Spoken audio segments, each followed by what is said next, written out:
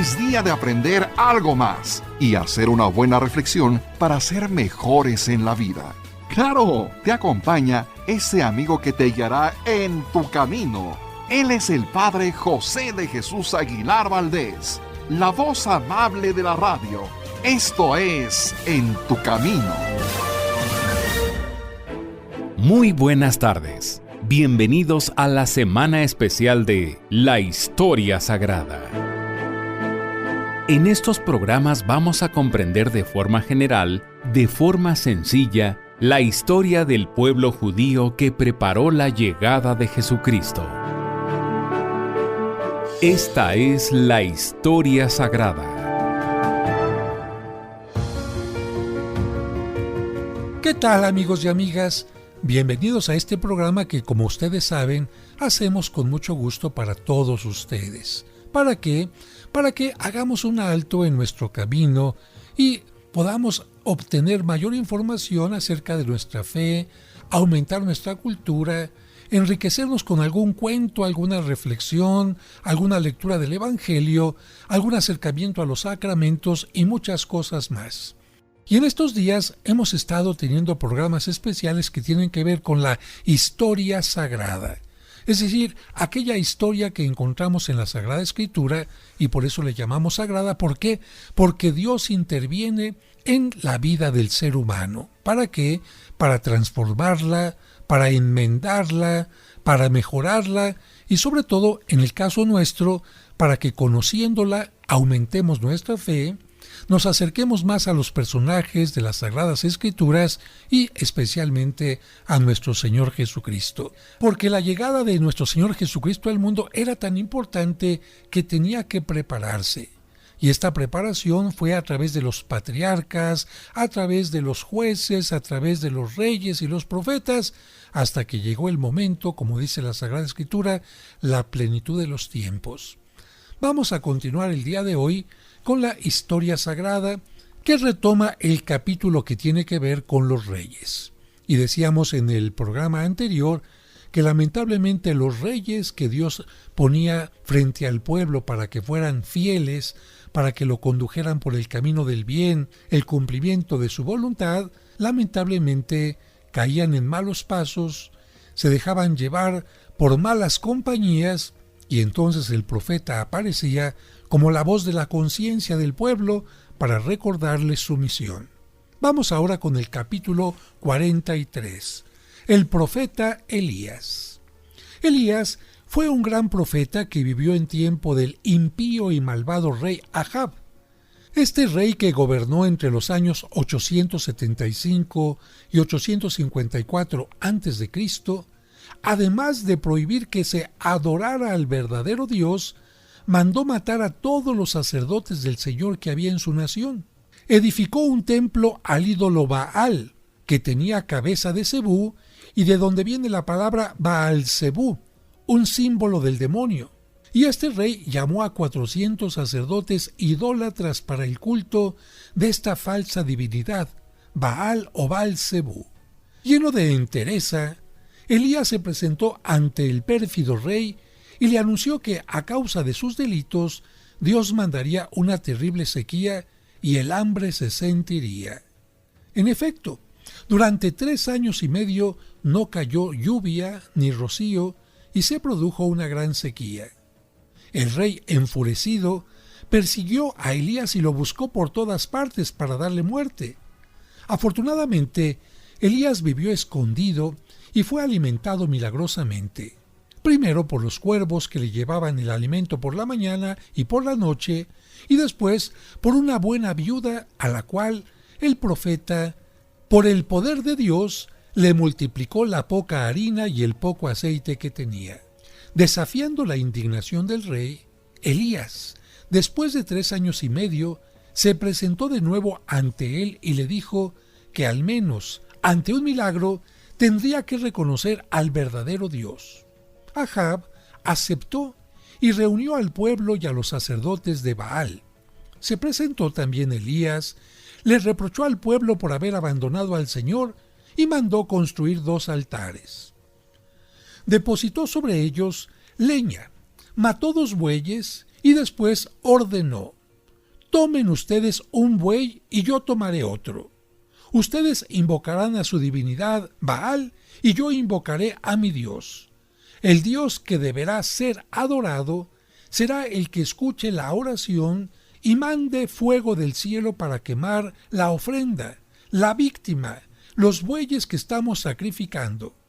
Muy bien, contestaron todos, y Elías a los sacerdotes de Baal les dijo: ustedes que son muchos, comiencen primero. Una vez que hubieron colocado al buey muerto sobre el altar, los sacerdotes comenzaron a gritar: Baal, escúchanos, Baal, escúchanos. Y saltaban alrededor del altar, pero el fuego del cielo no bajaba. Era el mediodía y Elías, con cierta ironía, les insistía: griten más fuerte. Y ellos, con voz cada vez más fuerte, invocaban a Baal, y para hacerlo propicio, se herían con cuchillos y lanzas hasta sangrar. Pero el fuego no descendía. Entonces Elías, tomando su buey y colocándolo sobre el altar, oró: Señor, demuestra que tú eres el Dios de Israel. Escúchame, oh Señor, para que este pueblo conozca que solo tú eres el verdadero Dios. Inmediatamente después descendió el fuego y quemó la víctima, la leña y el altar. A la vista de este milagro, el pueblo se postró en tierra exclamando: verdaderamente, el Dios de Elías es el verdadero Dios. Y mató a los sacerdotes de Baal. Este hecho excitó la indignación de la reina Jezabel, por la cual el rey se había alejado de Dios, y esta reina juró dar muerte al profeta. Elías huyó al desierto y después de caminar un día rendido de cansancio, se sentó y dijo al Señor: Señor, no puedo más, llévame contigo. Y se adormeció. Mas he aquí que el ángel del Señor le despertó y le dijo: levántate y come. Elías miró y vio junto a él un pan y un vaso de agua. Comió, bebió, y fortalecido con aquel alimento, caminó 40 días y 40 noches hasta verse a salvo sobre el monte Horeb. Elías ungió como profeta a su discípulo Eliseo. Un día, mientras ambos caminaban, apareció un carro de fuego tirado por caballos también de fuego, que arrebataron a Elías, el cual, como en un torbellino, desapareció. Eliseo se le quedó viendo hasta que lo perdió de vista. Reflexión: el pan que sostiene a Elías en el largo camino es figura de la Sagrada Comunión. La Sagrada Eucaristía es el pan sustancioso que nos da el Señor para sustentarnos en la peregrinación de la vida. Número 44. El profeta Eliseo. Desaparecido Elías, el Espíritu del Señor se posó sobre Eliseo. Este continuó predicando la ley de Dios al pueblo de Israel. El Señor refrendó la predicación de Eliseo con muchos milagros a fin de que todos lo reconocieran por profeta y obedecieran. Una pobre viuda tenía una deuda y no podía pagarla. El acreedor de mal corazón quería que sus 2 hijos fueran vendidos para cobrarse la deuda. Cuando Eliseo supo esto, ordenó a la mujer que recogiera un gran número de recipientes vacíos, el mayor que le fuera posible, y que vaciara en ellos un poco de aceite que tenía en una tinaja. La viuda hizo como le ordenó el profeta. Reunió todas las jarras que le fue posible pedir prestadas y vació en ellas el aceite y las llenó todas conforme uno de sus hijos se las iba presentando. Una vez lleno el último recipiente, el aceite se agotó. La mujer vendió el aceite, pagó su deuda y aún le quedó dinero con el cual pudieron vivir ella y sus hijos. El profeta Eliseo resucitó también al hijo único de una mujer rica muy caritativa. Curó de la lepra a Naamán, ministro del rey de Siria. Sin embargo, a pesar de que obrara tantos milagros, el pueblo no le obedecía y al contrario, lo injuriaba y se burlaba de él. Un día, Eliseo iba a la ciudad de Betel. Unos niños de por ahí vieron al anciano profeta subir lentamente y se pusieron a reír y a burlarse de él. Eliseo los reprendió y de pronto se vieron salir del bosque cercano 2 osos que, con voracidad, se abalanzaron sobre los niños e hicieron pedazos a 42 de ellos. Reflexión. Con este terrible castigo, el Señor ha querido darnos a entender que quiere que se respete a los ancianos, a los superiores y a los sacerdotes. Y antes de ir a un breve corte, queridos amigos, amigas, recordamos que Elías fue el primer profeta que resucitó a un niño y también multiplicó los panes al multiplicar la harina y el aceite de una viuda. Por eso, el profeta Elías de alguna manera estaba preparando la llegada de Cristo, que resucitaría a los muertos y haría la multiplicación del pan, no solamente para alimentar a la multitud, sino el pan de la Eucaristía que se multiplica cada vez que celebramos la Santa Misa. Vamos a un breve corte y regresamos enseguida. Estamos comprendiendo la historia sagrada a través de estas lecturas que nos comparte el Padre José. Seguimos acompañándote en tu camino. Ya volvemos después de la pausa. En tu camino, un programa para encontrar la meta. ¿Quieres comunicarte con el Padre José? Escríbele a padrejosedejesus@hotmail.com. padrejosedejesus@hotmail.com. Esperamos tus sugerencias y comentarios. Sigamos escuchando la historia sagrada. Muchas gracias por continuar con nosotros en este programa sobre historia sagrada y continuamos con el número 45. Jonás. Otro de los profetas fue Jonás. Él fue enviado por Dios a la ciudad de Nínive para que predicara la penitencia y la amenazara con la destrucción si, al cabo de 40 días, no se convertía. Pero Jonás, conociendo que el Señor misericordioso estaba dispuesto a perdonar a la ciudad pecadora, mientras él de buena gana la destruiría, no obedeció.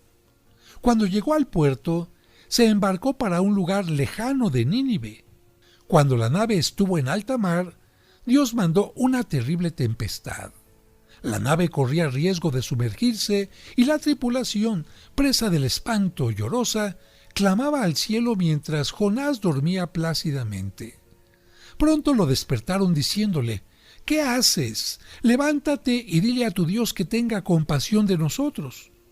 Como era costumbre echar también suertes para saber quién era la causa de la tempestad, y la suerte le tocó a Jonás, entonces él confesó su pecado y dijo: «Échenme al mar y la tempestad cesará». Así lo hicieron, y el viento cesó y el mar se tranquilizó. Jonás fue engullido vivo por un enorme pez y por disposición de Dios permaneció 3 días y 3 noches en su vientre. Pero Jonás, arrepentido, oró y pidió perdón a Dios por su desobediencia. El Señor lo escuchó y al tercer día el enorme pez lo echó fuera, vivo, a la orilla del mar. Entonces Jonás se fue a Nínive y por las calles y plazas de la ciudad predicó la penitencia.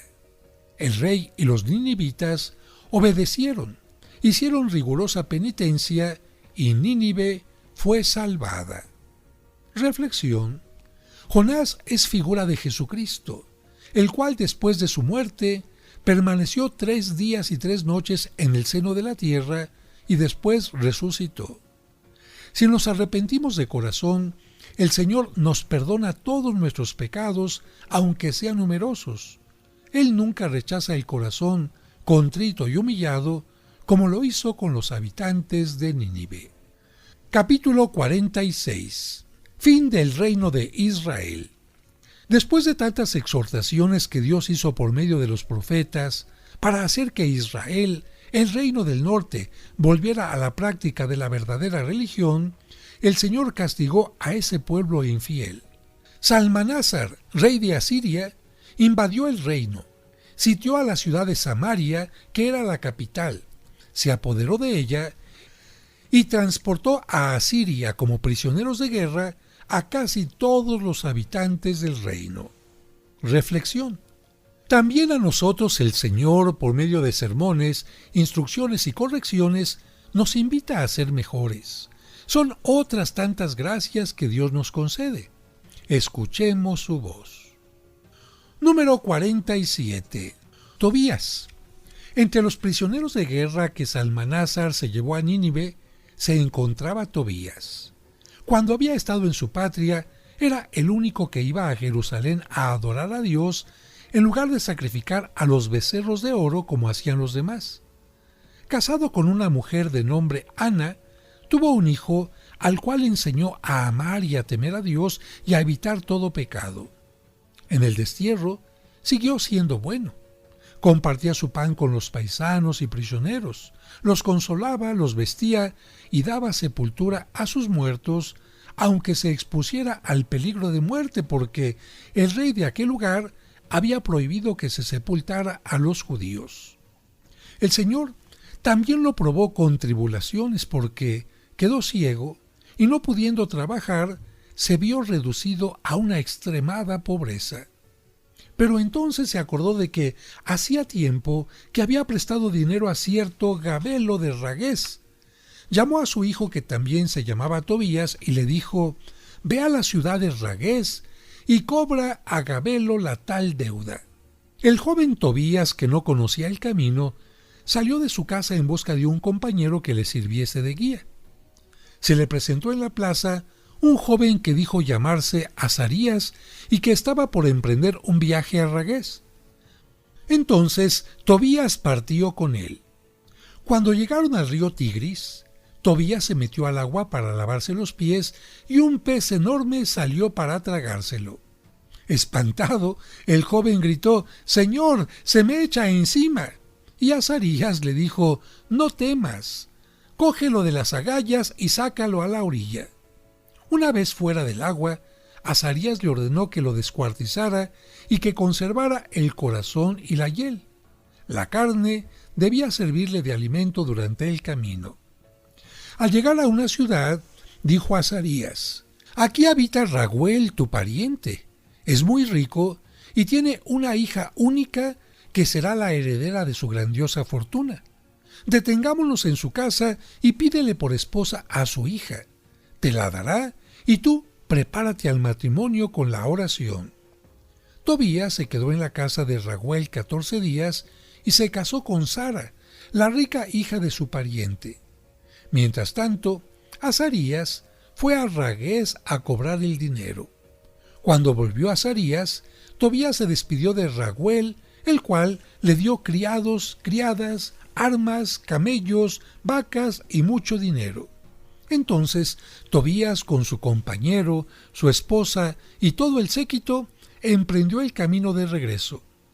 Estando a las puertas de la ciudad, Azarías le dijo: «Cuando hayas entrado a tu casa, adorarás y agradecerás a Dios. Besarás a tu padre y ungirás tus ojos con la hiel del pez que has conservado». Tobías hizo como se le había ordenado. Adoró y dio gracias al Señor. Besó afectuosamente a su anciano padre, le ungió los ojos con hiel, y éste inmediatamente recobró la vista. ¿Cuántos bienes llevó el joven forastero a aquella familia? En señal de gratitud, padre e hijo querían darle la mitad de las riquezas de la dote que Sara había llevado. Entonces el joven manifestó quién era y dijo: «Yo soy Rafael, uno de los ángeles que están delante del Señor». Oído esto, padre e hijo quedaron turbados y cayeron rostro en tierra. Y el ángel les dijo: «La paz sea con ustedes. No teman. Si en efecto yo he estado con ustedes, ha sido por voluntad de Dios. Es tiempo que yo regrese al que me ha enviado. Ustedes bendigan a Dios y den a conocer todas sus maravillas». Dicho esto, desapareció. Entonces, postrados durante 3 horas con el rostro en tierra, los 2 Tobías bendijeron a Dios. Reflexión. Todos tenemos un ángel custodio a nuestro lado. Debemos amarlo, invocarlo y obedecerlo cuando, con sus buenas inspiraciones, habla a nuestro corazón.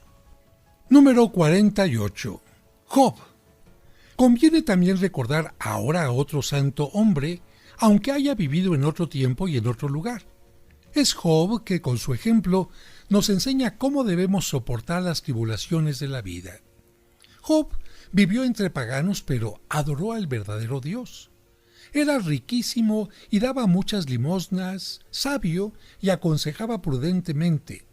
Tenía 7 hijos y 3 hijas que se querían mucho. Él era feliz. Pero Dios, para probar su virtud, permitió a Satanás que lo probara y el demonio aprovechó sin medida.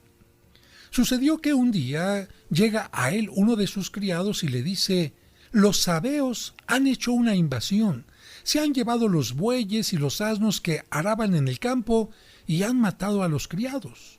Solamente yo pude huir». Llega otro y le anuncia: «Un rayo cayó y redujo a cenizas ovejas y pastores».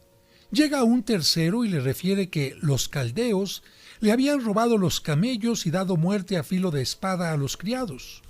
Un cuarto lleva una noticia todavía más dolorosa. «Señor», le dice, «un viento impetuoso sacudió la casa de tu hijo mayor, en la cual estaban reunidos tus demás hijos e hijas, y todos murieron debajo de los escombros». Al oír estas tristes noticias, lloró Job. Rasgó sus vestiduras en señal de duelo, pero adoró los designios de Dios y dijo: «El Señor me lo dio, el Señor me lo quitó. Bendito sea el Señor». El demonio obtuvo de Dios el permiso de tocarlo también en el cuerpo. Se aprovechó y lo redujo a una llaga de pies a cabeza. Pobre Job. Habiendo ido a parar a un estercolero, se rascaba con el fragmento de una teja. Su mujer comenzó a insultarlo. Sus amigos le reprocharon como si fuera un gran pecador castigado por Dios. Job todo lo sufrió pacientemente, diciendo: «De la mano de Dios recibí los bienes. ¿Por qué de la misma mano no deberé aceptar los males?». En medio de todas estas desgracias tan grandes, Job no dejó escapar de su boca una palabra de desesperación. Dios, una vez que hubo probado la virtud de su siervo, la premió con devolverle la salud, darle más hijos y enriquecerlo más que antes. Reflexión. En la vida hay más penas que gozos. Con serenidad de espíritu debemos acatar la voluntad de Dios, que todo lo permite para nuestro bien. Amigos, amigas, así es como Job, por lo que hemos escuchado, se convierte en el símbolo de la paciencia y en ejemplo para soportar los momentos difíciles sin renegar de Dios. Pero vamos a un breve corte y regresamos enseguida. Al regreso seguiremos escuchando la historia sagrada.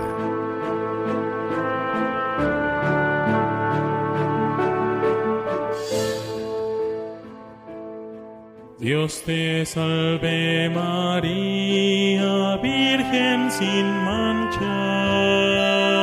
Seguramente en algún momento te has hecho preguntas como estas. ¿Qué son las advocaciones marianas? ¿Acaso hay varias vírgenes? ¿Cuál fue la primera imagen de la Virgen María que llegó a México y dónde se encuentra? Conoce las respuestas a estas preguntas y mucho más sobre la Virgen María y sus advocaciones escuchando los sábados marianos de En tu Camino. Ruega siempre, Señora, hoy te rogamos. Por eso, precisamente en este programa tratamos de que tú conozcas algunas de las advocaciones, historias y cosas que se escriben, que se componen, que se esculpen, que se pintan en honor a la Virgen María. Dios te salve María, Virgen sin mancha. Te esperamos el próximo sábado en su nuevo horario, a las 12 del mediodía. Todas las imágenes recuerdan a una sola mujer, a una sola Virgen María, pero tiene muchos distintos rostros a través de lo que han hecho los pintores, los artistas. Recuerda, los sábados marianos de En tu Camino a las 12 del mediodía. Y bendito tu vientre, Madre de Dios.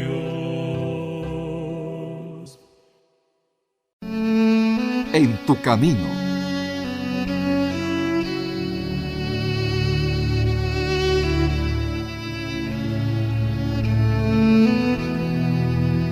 Plegaria antigua para los enfermos. Te rogamos, ordenador, Señor, artífice del cuerpo y creador del alma, tú que hiciste al hombre, tú que administras, gobiernas y salvas a todo el género humano, tú que reconcilias y aplacas, por bondad tuya, senos propicio. Señor, socorre y cura a todos los enfermos, y permite que se levanten los yacentes. Glorifica tu santo nombre por medio de tu único Hijo Jesucristo, que por él te alcancen la gloria y el poder en el Espíritu Santo, ahora y por los siglos de los siglos. Amén.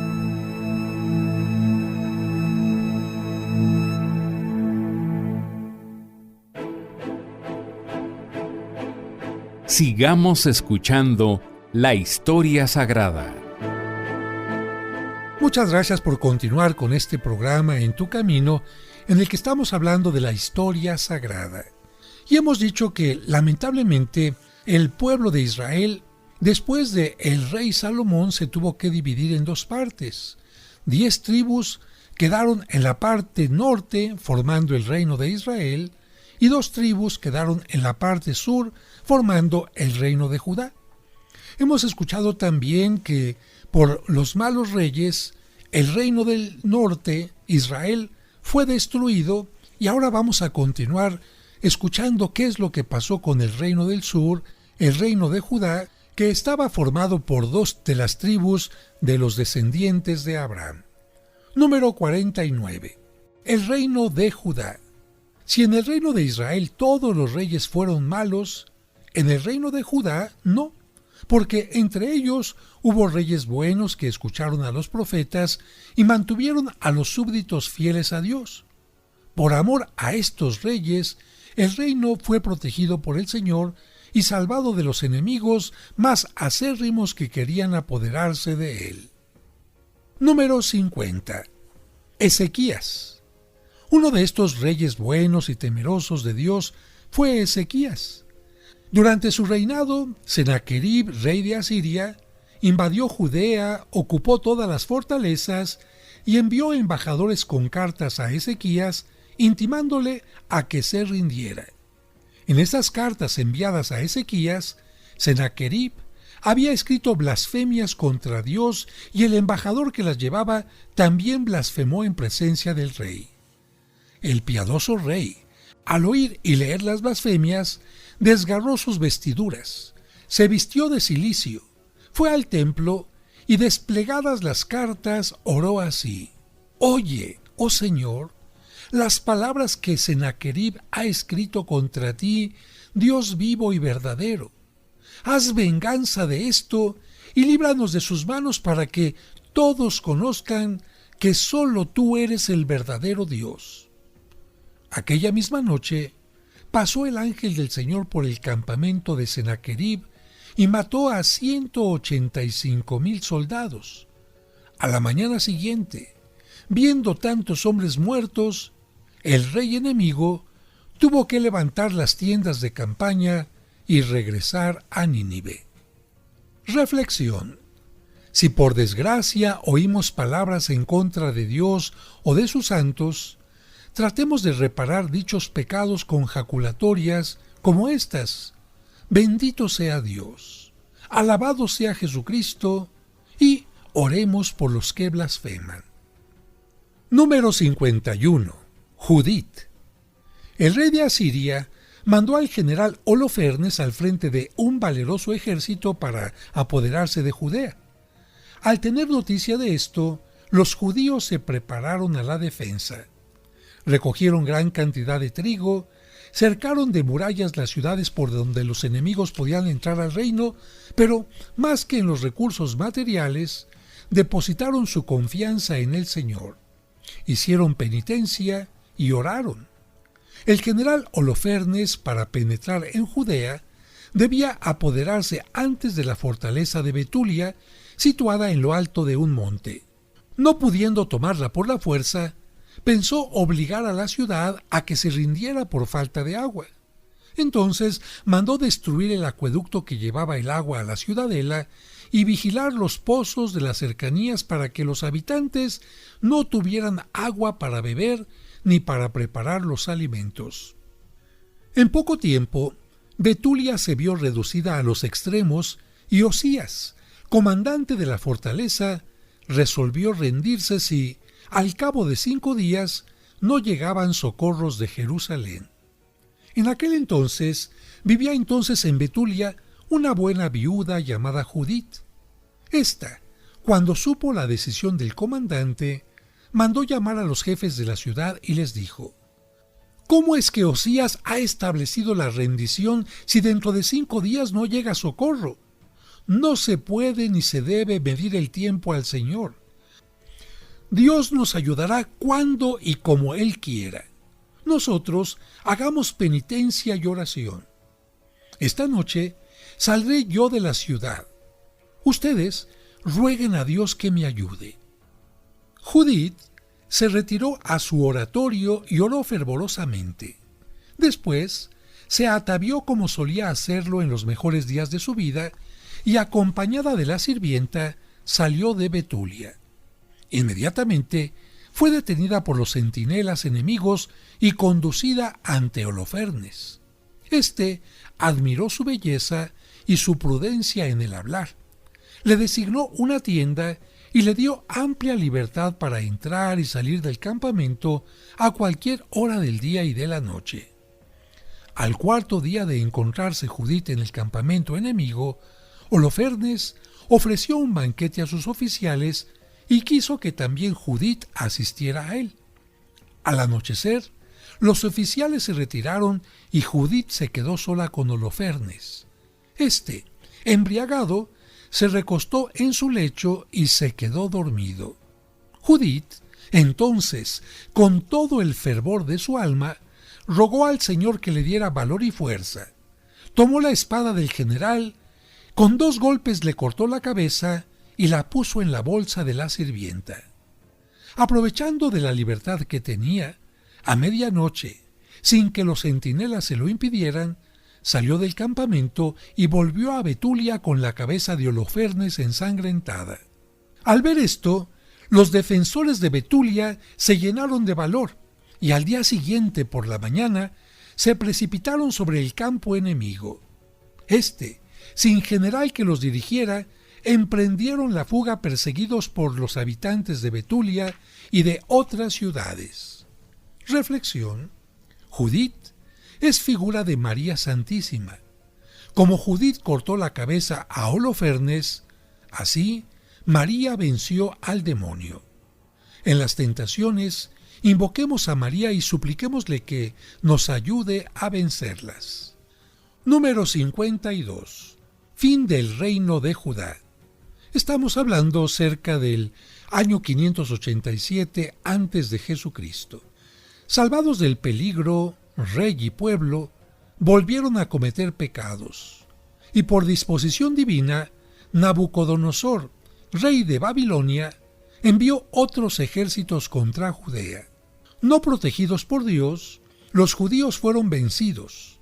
Nabucodonosor incendió la ciudad y el templo de Jerusalén. Le sacó los ojos al rey y condujo como esclavos a Babilonia a casi todos los habitantes de Judea. Número 53.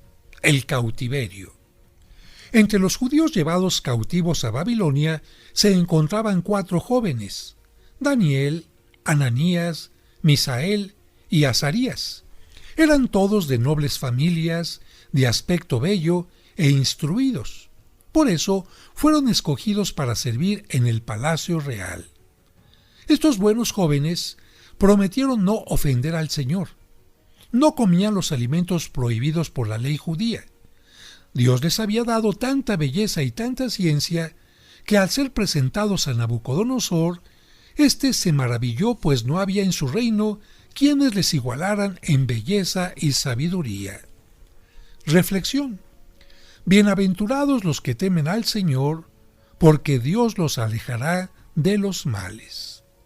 Estamos llegando al fin de este bloque y es importante recordar que, aunque Dios siempre invitó al pueblo a la conversión y estuvo abierto al perdón, lamentablemente el pueblo y sus reyes se empeñaron en seguir el camino del mal, por lo que Dios consideraba que necesitaban un castigo, un escarmiento para recapacitar. Y esto fue lo que ocasionó que, primero, el reino de Israel fuera destruido y en esta ocasión el reino del sur o de Judá fuera enviado al cautiverio.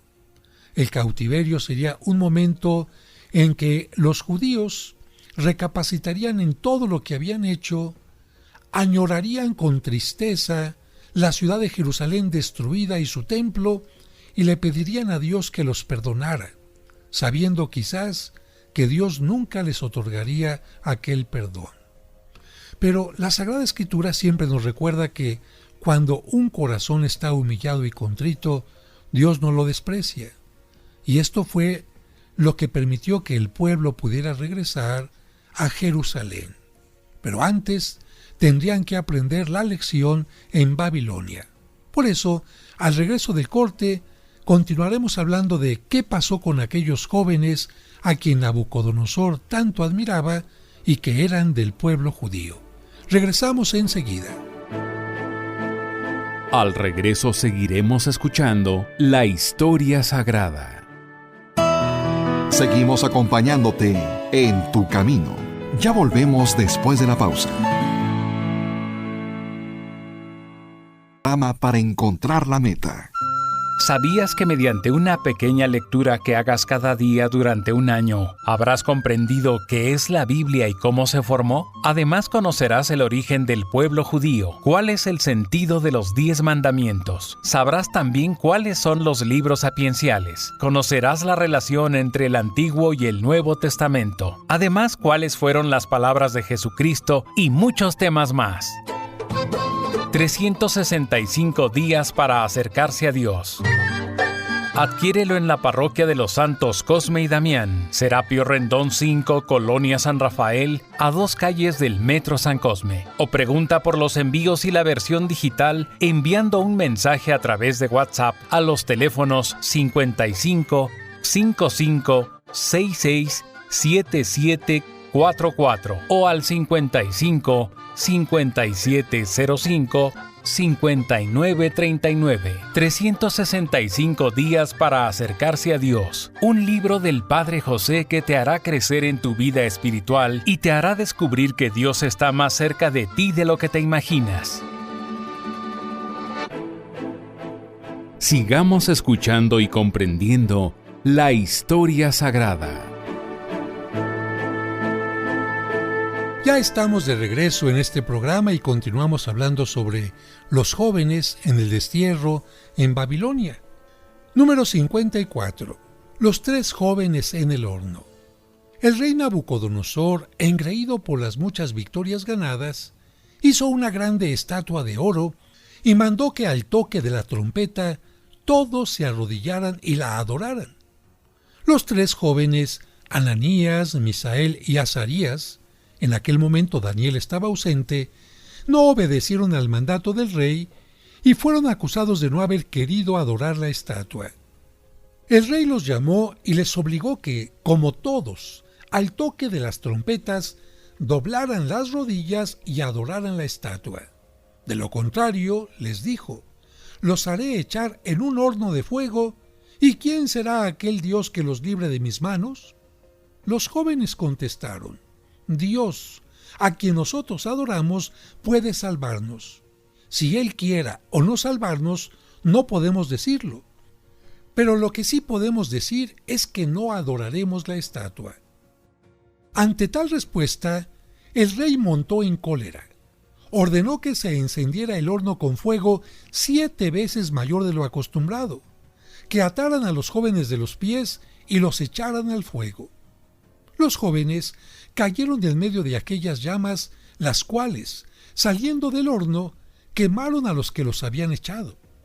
Pero el ángel del Señor libró a aquellos jóvenes del horno, alejó aquellas llamas e hizo soplar un viento fresco, de modo que nada sufrieron. En medio de las llamas, paseándose, los 3 buenos jóvenes alababan a Dios e invitaban a todas las criaturas del cielo y de la tierra a bendecirlo. Su himno de alabanza al Señor se recita en el oficio divino. A la mañana siguiente, el rey, seguido de sus cortesanos, magistrados y gobernadores, vio con gran asombro a los jóvenes caminar entre las llamas, por lo que les ordenó que salieran de inmediato. Todos quedaron sorprendidos al verlos sanos y gallardos como antes. Ni el pelo, ni sus vestidos se habían quemado. Ante tal milagro, Nabucodonosor reconoció la grandeza y poder de Dios y elevó a los jóvenes al grado de gobernadores de Babilonia. Reflexión. Como los 3 jóvenes, seamos siempre fieles a Dios y confiemos en Él. Quien pone su confianza en Dios no será confundido. Número 55. Daniel. Daniel vivió siempre en la corte real y fue querido por los reyes por la prudencia de sus consejos, pero, mucho más, fue amado por Dios por su gran bondad. El Señor le dio no solo inteligencia para explicar a los reyes las cosas que ninguno de los adivinos podía explicar, sino también lo favoreció con visiones que predecían las cosas futuras. Él predijo que la esclavitud de Babilonia duraría 70 años, que los judíos, regresando a su patria, volverían a edificar el templo. Predijo también cuántos años faltaban para la venida del Mesías y anunció que el Salvador sería rechazado por su pueblo, y por tal motivo Jerusalén y su grandioso templo deberían de ser destruidos. Reflexión. Cuanto más bueno es uno, tanto más Dios lo bendice. Recibiremos del Señor gracias en abundancia si procuramos ser mejores. Número 56. Daniel salva de la muerte a Susana. Una excelente esposa llamada Susana, muy hermosa, llena de temor de Dios e inocente, fue acusada por 2 hombres perversos de un horrendo delito. La buena mujer fue juzgada delante del pueblo. Ella se declaró inocente, pero como aquellos hombres gozaban de una gran reputación, fue condenada a muerte. Susana, al oír la sentencia, exclamó: «Dios eterno, tú que conoces las cosas más escondidas, voy a la muerte, pero tú sabes que soy inocente y que éstos me han levantado un falso». Mientras la muchedumbre iba con gran estrépito al lugar del suplicio, el Señor llenó de su espíritu al jovencito Daniel, que gritó en alta voz: «Repitan el juicio. Los hombres han mentido». El pueblo se detuvo. Los 2 hombres fueron separados y se renovó el juicio. Para hacerlos caer en contradicción, Daniel llamó primero a uno para que relatara cómo habían sido las cosas. Enseguida, se mandó llamar al otro, pero el relato del primero no resultó conforme al del segundo. El pueblo, viendo esto, reconoció la falsedad de la acusación. Bendiciendo a Dios, libró a Susana y apedreó a los 2 hombres perversos. Reflexión. No desesperemos cuando seamos acusados injustamente. El Señor, a su tiempo, dará a conocer nuestra inocencia. Antes de ir a un breve corte, quiero profundizar un poquito en este hecho de Susana y Daniel. Susana se estaba bañando cuando 2 ancianos perversos se acercaron a ella y viendo que estaba sola, quisieron obligarla a que tuviera relaciones con ellos. Susana, por supuesto, que los rechazó, y sabiendo los ancianos que, estando dos en contra de uno, podían acusarla de que estaba con otro hombre, así lo hicieron. El pueblo creyó que Susana estaba pecando con otro hombre que no era su esposo y se decidió que muriera a pedradas. Pero justo cuando la llevaban al lugar donde iba a ser ejecutada, inspirado por Dios, Daniel detuvo la procesión y pidió un nuevo juicio. En este nuevo juicio, Daniel pidió que se separara a los ancianos para que uno no escuchara lo que decía el otro. Llamaron al primero y le preguntaron: ¿debajo de qué árbol viste a Susana y a su supuesto amante? Y el anciano mencionó un árbol.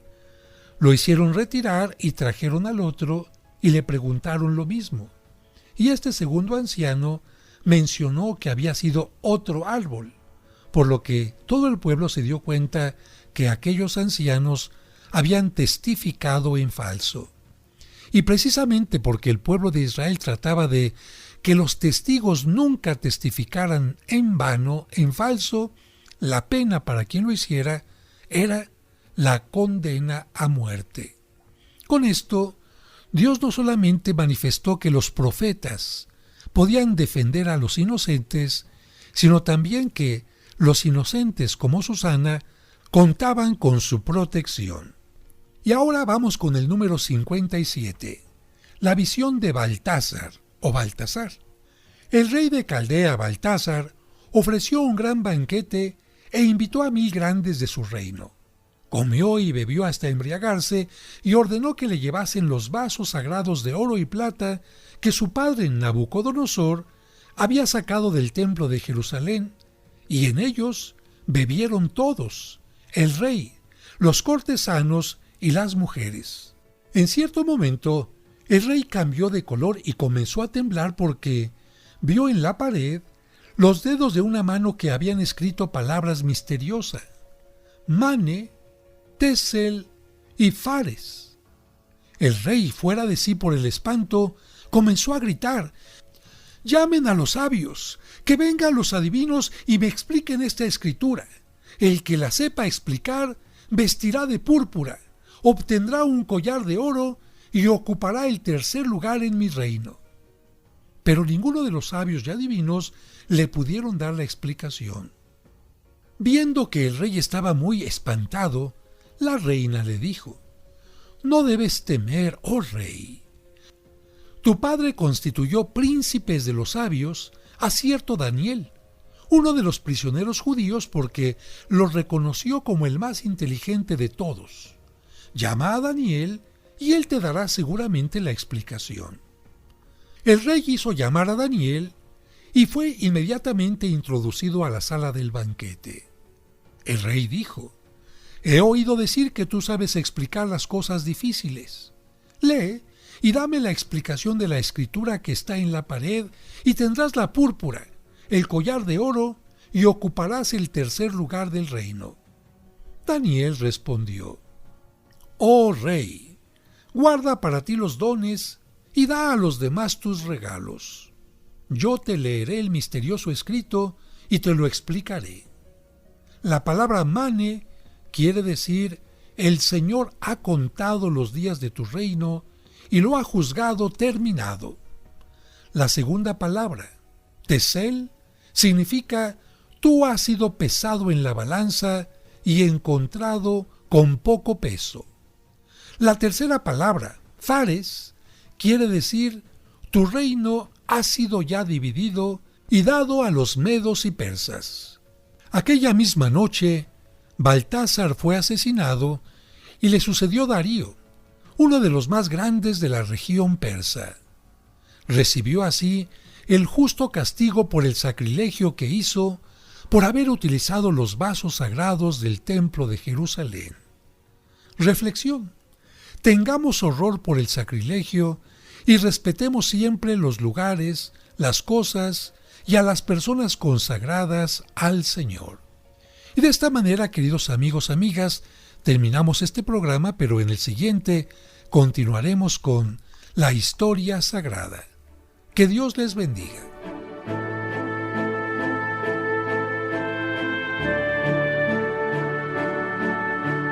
Muchas gracias por habernos acompañado.